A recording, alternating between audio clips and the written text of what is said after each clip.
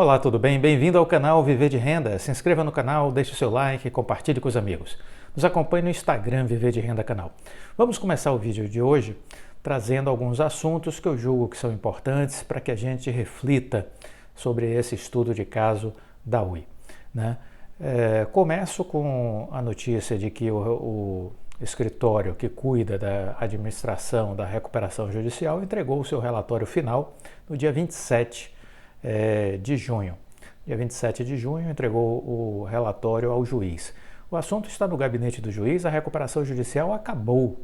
Não há mais absolutamente nada a ser feito. Acabou a recuperação judicial, já dissemos isso. Não é nenhuma novidade o que estamos dizendo. Está faltando um ato formal do juiz assinar a saída da recuperação judicial, mas ela encerrou, não tem mais nada para ser feito. Em sendo assim, o que eu gostaria de destacar deste relatório que foi entregue pelo administrador judicial, o escritório Arnold Wald, ele entregou um relatório dizendo que foram cumpridas todas as obrigações da parte deles, né, e que está encerrada a maior recuperação judicial da América Latina, né. Eles participaram, estão orgulhosos por ter ajudado neste processo, né, que está levando ao encerramento da maior recuperação judicial da América Latina. E aí ele destacou o seguinte: havia no balanço ali que a gente tinha do número de credores que estavam dentro desse universo da recuperação judicial, 65 mil credores. E aí eles destacaram o seguinte: 35.372 credores foram excluídos do quadro geral. Eles tinham créditos de até 50 mil que foram quitados ao longo do processo. E aí eles dizem que essa etapa foi concluída, que há outros aí em processo de ajustes e de negociações em curso, né? E que, além disso, dívidas principais foram quitadas, seja com investidores estrangeiros, com o BNDES, equacionada foi a multa com a Anatel, e existe negociação em curso com os bancos e os CIEs. Isso também está em curso. Com relação à parte financeira, eles destacaram que o caixa geral da UI, do ponto de vista operacional líquido, ao longo de janeiro de 2018 até abril de 2022, foi negativo da ordem de 18 bilhões de reais. Os investimentos neste período foram de 23,4 bilhões, a entrada de caixa foi de 120 bilhões e os pagamentos totalizaram 115 bilhões. E eles ressaltaram um caixa, tome nota, de 3,4 bilhões neste final de abril. 3,4 bilhões. Isso é importante porque nós temos lá na apresentação do primeiro trimestre um saldo de 1,98 bilhões mais ou menos de caixa. Vamos arredondar 2 bilhões naquele saldo do primeiro trimestre, janeiro, fevereiro e março. E aí a gente já passando para abril, final de abril, pela informação do escritório que fez a gestão, né, da recuperação judicial, ele já apura e já informa um caixa de 3,4 bilhões de reais. Então, já uma alteração aí daqueles 2 para 3,4. Isso já em função de movimentações financeiras que vão aparecer no balanço do segundo trimestre. Mas isso é importante você ter aí anotado, né? O caixa ao final de abril já em 3,4 bilhões, aumentou, né, de 1,98 ali, 2 bilhões, para 3,4 no final de abril, e ele sobe mais quando a gente vai aí para maio e junho, certo? Então, importante ter esse número aí nas suas anotações. E aí, o que é que a gente poderia comentar com relação a algumas notícias que saíram nesses dias dessa semana que se encerrou? A revista Exame fez uma matéria dizendo: Oi espera o fim da recuperação judicial após pagar 15 bilhões em dívidas só em 2022. Ao câmbio atual, e aí é importante essa conta, que quem trouxe ela foi o Rodrigo Abreu, de que aquela dívida de 65 bilhões de reais lá atrás, quando a Oi deu entrada na recuperação judicial, boa parte daquela dívida era em moeda estrangeira, dólar e euro. Trazida essa dívida valor presente, fazendo uma atualização cambial, como ficaria essa dívida trazida a valor presente? Aquela dívida de 65 bilhões, na verdade, ela se transformou em 85 bilhões de reais a preço de hoje. E o Rodrigo Abreu fez questão de lembrar isso. Olha, as pessoas falam da dívida como se ela tivesse ficado paralisada no tempo e no espaço. 65 bilhões. Não. A gente precisa fazer uma atualização monetária e essa dívida de 65 bilhões, na verdade, foi 85 bi trazida a valor presente. Então, é importante também você tomar nota disso. O ajuste cambial, né, da dívida traz aquela dívida de 65 bi a valor presente de hoje de 85 bilhões. Então, de fato, esta foi a dívida que a Oi teve que pagar. Fora esses 85 bilhões, temos aqueles 20,2 bilhões de multas da Anatel, não é? 20,2 bilhões de multas da Anatel. Então, estamos falando de uma dívida total entre a dívida da recuperação judicial mais as multas da Anatel de 105 bilhões de reais. Tome nota disso, viu? 105 bilhões de reais. Essa empresa, exatamente por isso, quase que 99% das pessoas afirmavam que ela estava quebrada, que ela estava falida. E a gente aí precisa entender que das empresas que entram em recuperação judicial, estatisticamente, 82% delas morrem. Das empresas que entram em recuperação judicial, 82% morrem.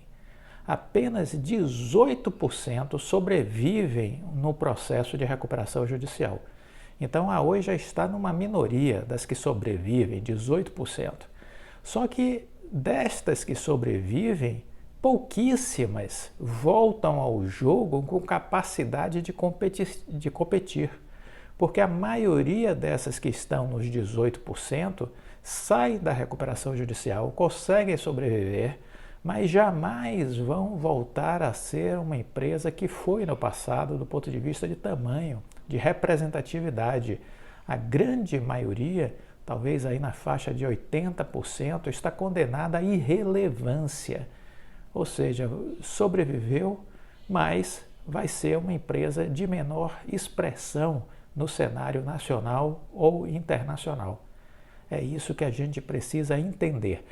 Para entender isso, você precisa estudar o assunto, entender o que é uma recuperação judicial, entender essas estatísticas que eu estou dando aqui para você, ver quais são os casos efetivos de sucesso de empresas que foram lá para a Bacia das Almas e se recuperaram. Entender isso só com o estudo, só dedicando o seu tempo. Não vai ser nas redes tóxicas, nas redes sociais, nos grupos de WhatsApp, não vai ser nesses lugares que você vai aprender isso. Então você vai ter que ter tempo para estudar. Investidor que é preguiçoso, investidor que não gosta de ler, investidor que não gosta de estudar, investidor que não sabe onde procurar informação qualificada, este investidor está destruído, está acabado, ele é fadado a perder dinheiro. A grande maioria dos investidores perdem dinheiro por isso, por ignorância e por despreparo. Ignorância e despreparo. Mas voltemos a essa matéria da Exame. Depois de 6 anos, a Oi está na porta aí da recuperação judicial, prestes a sair.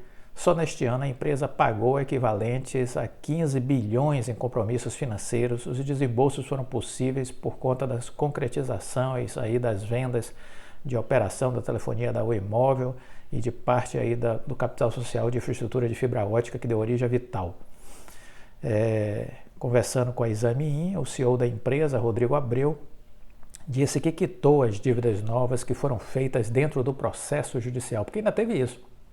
Tivemos, além dessas dívidas velhas que falamos, esses 105 bilhões, tivemos dívidas novas. Dívidas novas.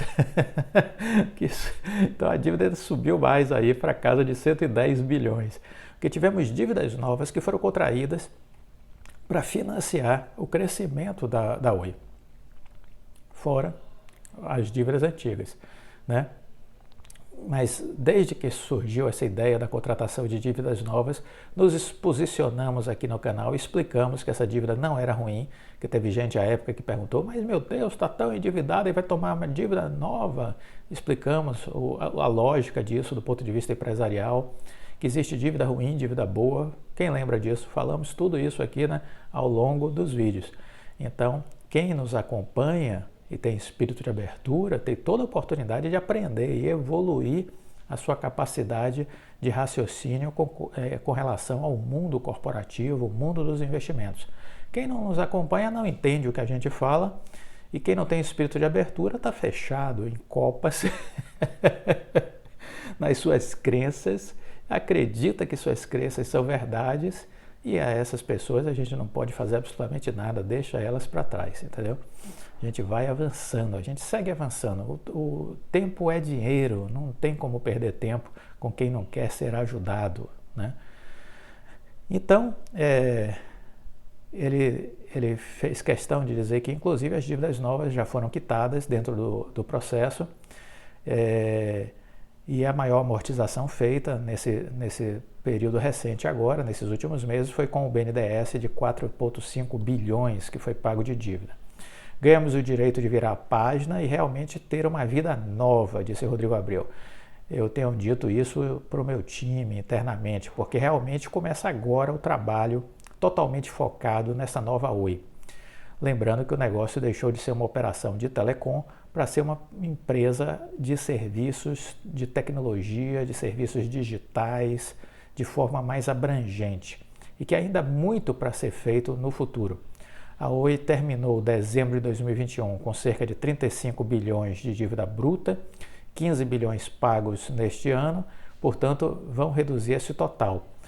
Rodrigo Abreu preferiu não antecipar como ficou o endividamento, isso vai estar vindo já no balanço do segundo trimestre, uma parte disso e outra no terceiro tri. Mas no segundo trimestre a gente já vai ver um melhor desenho desse processo aí de redução da dívida. Hoje, no dia dessa entrevista, foi divulgado o balanço, né, do primeiro tri e eles já começam a dar um pouco de indicativo de para onde está caminhando essa dívida. E vamos falar mais adiante sobre isso. Apesar das boas novas, ainda permanece entre investidores uma preocupação a respeito do volume da dívida que a empresa ainda possui. Rodrigo Abreu tem clareza que esse continua sendo um ponto importante, tanto quanto a execução da operação daqui para frente. Quando a Oi pediu recuperação judicial, 6 anos atrás, anunciou 65 bi em dívidas. Há muita gente que erroneamente afirma que os compromissos, portanto, não caíram sequer à metade. Mas o que esses investidores esquecem, os analistas, é que mais de 50% da dívida da empresa na época era em moeda estrangeira. Ao câmbio atual, os vencimentos daquele momento seriam equivalentes a cerca de 85 bilhões de reais. Essa seria a fotografia pré-recuperação judicial da Oi. Portanto, disse o repórter, passados 6 anos, é como se a Oi tivesse conseguido não só se manter, mas acelerar investimentos e ainda resolveu cerca de 50 bilhões de reais em passivos, é isso mesmo? E aí o Rodrigo Abreu disse, esses não são os números exatos, mas dão uma noção de ordem de grandeza melhor para se ter em mente antes de juízos mais apressados. O Rodrigo Abreu já disse que muita gente fala sobre a Oi, mas pouca gente entende. Ele quis dizer que muita gente fala besteira, mas ele é educado, não diz isso. Fica para mim, que não sou mal educado, mas de ser mais verdadeiro do ponto de vista de não ter medo das palavras, né? A maioria das pessoas que falam sobre Oi falam bobagem, falam besteira, por absoluta ignorância, por absoluto despreparo e desconhecimento. Ponto, né? Que fiquem agarradas à sua ignorância, porque parece que elas não querem se desapegar, né? E paciência, né? A vida segue. Aí ele responde, agora mais leve e focada em serviços digitais e não mais em construir infraestrutura, os investimentos da Oi vão diminuir consideravelmente. A redução, inclusive, comparando o primeiro TRI com o primeiro TRI de 2021, foi de cerca de 80% em relação a investimentos. E isso ficou muito claro na fala dele na apresentação dos resultados, que agora os investimentos foram passados para a Vital. É a Oi que vai, a Oi transitou o bastão aí para a Vital, é a Vital que vai investir na expansão de fibra e não mais a Oi, entendeu? Então o valor de investimento da Oi reduz significativamente, talvez fique por ano abaixo de 2 bi. Vamos acompanhar o balanço que a gente vai ter uma ideia mais direcional desse investimento, mas reduz bastante, porque nos últimos anos, os investimentos da Oi têm sido na casa de 7, 8 bi. Então, agora vai reduzir bastante. Ele até fala sobre isso. Nos últimos 2 anos, para acelerar a cobertura de fibra, a Oi investiu entre 7 bilhões e 8 bilhões por ano. Segundo Abreu, a média anual daqui para frente aí, ó, deve ser reduzida em aproximadamente 80%. Então, 80% de redução em média, em cima aí de 7, 8 bilhões de investimentos. Então, se a gente considerar o 8 bilhões, a gente tira 80%, são 6,4 bi, o que resta aí é 1,6 bi. Então, veja, isso distribuído em um ano, né? Então, a gente vai ter uma redução significativa, né? Um investimento anual aí na casa, segundo ele, entre 1,5 e 1,6 bilhão de reais. Temos finalmente a perspectiva de sermos geradores de caixa no horizonte agora à frente, de médio prazo. Além disso, o trunfo da empresa para enfrentar a questão da dívida remanescente pós-recuperação judicial passa pela equação que envolve a Vital. Lá na frente, em 2024, 2025 seguramente, a Vital vai fazer o seu IPO. Quanto estará valendo essa Vital? 80 bilhões? A participação da Oi, a gente vai saber em julho do ano que vem quanto ficará. Poderá ficar em 35% a participação da Oi na Vital ou um pouco mais, mas vamos considerar os 35%. Se a Vital estiver avaliada em 80 bilhões, 35% deste valor é o valor que a Oi tem de participação na Vital. Então veja só a participação da Vital, o que representa isso em agregação de valor para as ações da Oi. É uma lógica muito simples de se fazer, basta aí você fazer a conta que você vai entender o que eu estou dizendo. Mas pode se enxergar mais de 80 bilhões? Pode. Pode valer 90 bilhões, pode valer 100 bilhões a Vital quando for fazer o seu IPO. Então, temos que observar isso. Rodrigo Abreu, na entrevista, ele voltou a frisar que a escolha por se manter acionista em relação à Vital e não ficar com a empresa dentro de si tem a ver com uma estratégia. Foi uma estratégia para destravar fluxo de valor, foi uma estratégia para construir uma rede neutra, foi uma estratégia para criar uma empresa nova que pudesse captar dívidas em melhores condições que a Oi. Foi uma estratégia para conseguir um parceiro estratégico, que é o BTG Pactual, né, que tem uma facilidade de mobilizar grandes investidores, de levantar grandes investimentos, não é? E essa Vital é que estará utilizando o seu fluxo de caixa para fazer investimento e captando dívida para fazer investimentos, né? Como vão ser esses investimentos? Investimentos de crescimento orgânico e investimento em aquisições, porque vai investir 30 bilhões este ano até 2025. 30 bilhões vão ser investidos, uma média aí de 7 bilhões e 300 mais ou menos por ano Como investir isso? Isso não será, vamos dizer assim, todo para crescimento orgânico. Uma parte disso é aquisição. E aí a gente vai ver a própria Vital ser uma aceleradora desse processo de consolidação de fibra ótica. E a gente vai ver a Vital comprando empresas, né? Comprando empresas. Uma delas pode ser a EB Capital, outra delas pode ser a Vero, que atua também na fibra ótica, né? São duas possíveis candidatas à compra por parte da Vital. A EB Capital não, a EB Fibra, que pertence à EB Capital do Pedro Parente, e a Vero, que é outra empresa que foi a primeira cliente de rede neutra da Vital. Pode um dia ser comprada pela Vital, claro que pode. É isso que eu estou olhando lá na frente. É isso que eu estou olhando lá na frente. São as possibilidades de aquisições que a Oi tem aí no radar. Né? Como vai se dar essas aquisições, Cláudio? Bom, qual o interesse da Vital ao adquirir uma empresa como a EB Fibra ou a Vero? É trazer para a sua malha de infraestrutura a infraestrutura dessas empresas que ela vier adquirir. Ela vai ficar com o quê? Com a infraestrutura. Mas, Clóvis, essas empresas já possuem uma base de clientes. Como ficam esses clientes se a Vital só tem interesse na infraestrutura? Ela vai vender essa carteira de clientes para a Oi. A Oi vai comprar apenas a carteira de clientes. Ou seja, se transfere isso para a Oi paga por isso e vai ser a Oi que vai passar a prestar os serviços de conectividade para essa base de clientes, desde que não queiram mudar, né? Então serão eles atendidos pela Oi Fibra. É assim que a coisa vai funcionar. Espero que tenha entendido como vão ser esses processos de aquisições. A Vital comprando as empresas, separando a infraestrutura, internalizando a infraestrutura e a carteira de clientes vendendo para a Oi Fibra. É ela que vai ser a dona, vai pagar por isso para manter a conectividade desses clientes. Essa é a equação empresarial. Se você entender isso, sua vida começa a ficar mais fácil para estudar, não só a Oi, qualquer empresa, gente. O que eu estou fazendo aqui com esse estudo de caso é ajudar você a estudar qualquer empresa. Se você tiver, obviamente, espírito de abertura e vontade de estudar, de ler, de aprender, aí sim, a coisa anda. Para quem acreditava que a Oi havia sido fatiada na recuperação judicial e tinha dúvidas sobre o que restaria, muita gente tinha essa dúvida, viu?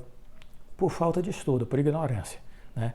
O Rodrigo Abreu disse o seguinte: olha, o nosso negócio sai da recuperação judicial já com uma receita anual de 10 bilhões. E isso não é futuro, isso é nossa realidade atual.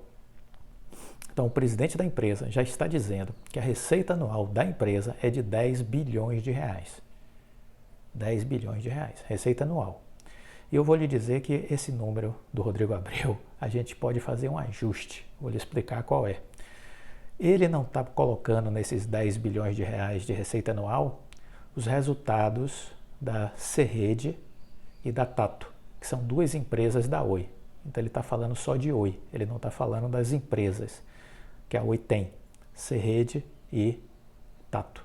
Se você puxar o resultado dessas duas empresas e jogar dentro da Oi, porque elas são 100% da Oi, você já chega com a receita anual, em vez de 10, a 11 bilhões de reais. Então faça esse ajuste aí, por favor, me permita essa ousadia em relação ao Rodrigo Abreu de atualizar o número que ele deu, de 10 bilhões, passar a receita anual da Oi para 11 bilhões com a internalização dos resultados de Tato e de Serede. Então a empresa tem uma receita anual de 11 bilhões de reais. Muito bem, mas existe também uma estimativa da própria empresa de que chegar até o final do ano com pelo menos um crescimento médio aí de 10%. Então atualize também mais esses 11 bilhões para chegar no final do ano em 12 bilhões deve ser a receita anual da Oi em dezembro de 2022, 12 bilhões. Este número eu já adiantei aqui, lembra disso? Comenta aqui se lembra que eu falei em 12 bilhões. Pois bem, o presidente da Oi agora falou que hoje a receita anual é de 10, eu já estou lhe explicando por que você deve considerar 11, agora, né, nesse presente momento, 11, e jogando para frente a gente chegar em 12 com um possível crescimento aí de resultados ao longo desse exercício. Então, 11 a 12 bilhões, receita atual da Oi. E o custo? O custo a gente vai ver no balanço do terceiro TRI. Qual a expectativa?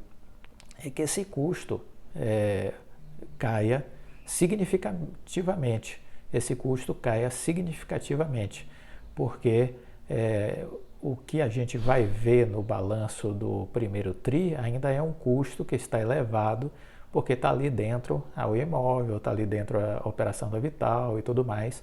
Então, esse custo, no terceiro TRI, a gente vai ver exato, finamente detalhado o custo. E aí sim a gente vai ter uma noção. Mas eu calculo um custo de no máximo 2 bi por trimestre. No máximo 2 bi por trimestre. Pode ser menos, pode ser 1 bi 600 por trimestre. Vamos aguardar, porque esse custo vai ser importante a gente conhecer para tentar ver melhor as margens, né? Tirando aí receita menos despesas, o que é que sobra para a Oi, do ponto de vista de projeção para o futuro, que a gente precisa começar a fazer projeção do fluxo de caixa para entender o comportamento da empresa nos próximos anos. Rodrigo Abreu também, ele disse que os resultados vão ser mais claros daqui para frente e que vai cumprir o cronograma de datas de divulgação de balanço sem mais atraso. Isso é ótimo, sem mais atrasos. Ele disse que o resultado financeiro do que será a nova Oi só deve ganhar visibilidade para todos a partir do segundo semestre do ano. É o que eu acho, e foi a minha conversa com o RI da Oi também, é o balanço do terceiro TRI que vai nos mostrar em detalhes a nova Oi. Portanto, controle a sua ansiedade. Você já sabe que você escolheu a Oi porque minimamente você tem uma noção de para onde a empresa está indo e você está confiante. Então, controle a ansiedade. O resultado do primeiro TRI foi bom? Foi, mas não nos interessa, joga fora. O resultado do segundo trimestre é importante? É importante, porque mostra já uma desalavancagem da dívida. Isso é bom. Mas qual o resultado que realmente nos interessa? O do terceiro trimestre. Então, é o resultado do terceiro trimestre que nos interessa. Esse nos mostra a nova Oi. Então, controle a ansiedade. Importante saber que a empresa está indo na direção certa. E isso vale para a Oi, isso vale para qualquer empresa, para a PetroRio, para a empresa que você escolheu, o Bradesco, Itaú, a CSN, a Semin, a companhia que você escolher. Se você confia no case, se você estudou, se você confia, se você está confortável, tem que ter paciência, tem que ter paciência. Não pode se precipitar, né? Não pode sofrer com ansiedade. O plano do Rodrigo Abreu é levar a companhia ao posto de maior empresa de fibra ótica do Brasil. Esse é o seu desafio, esse é o seu plano. Colocar a Oi como a empresa número 1 em fibra ótica do Brasil. Hoje ela é número 2, está atrás da Vivo em termos de casas conectadas. Vai passar a Vivo. Em casas passadas, a meta é ter 34 milhões de casas passadas em 2025. A meta da Vivo é ter em torno de 28, 29 milhões de casas passadas. A da Oi com a Vital é ter 34 milhões de casas passadas. E provavelmente, muito provavelmente, as casas conectadas estarão em no mínimo 8 milhões de casas conectadas, 8,1 milhões de casas conectadas, e estará à frente da Vivo, já em 2025. Será a número 1 do país, entendeu? Atualmente a empresa já tem 4 milhões de usuários de banda larga, enquanto que de casas passadas existem 16 milhões. Ou seja, são os domicílios onde a rede está disponível para conexão. Na prática, significa que a meta do Rodrigo Abreu é alcançar uma utilização de rede antes de vendê-la da ordem de 25%, e que isso já está alcançado, né?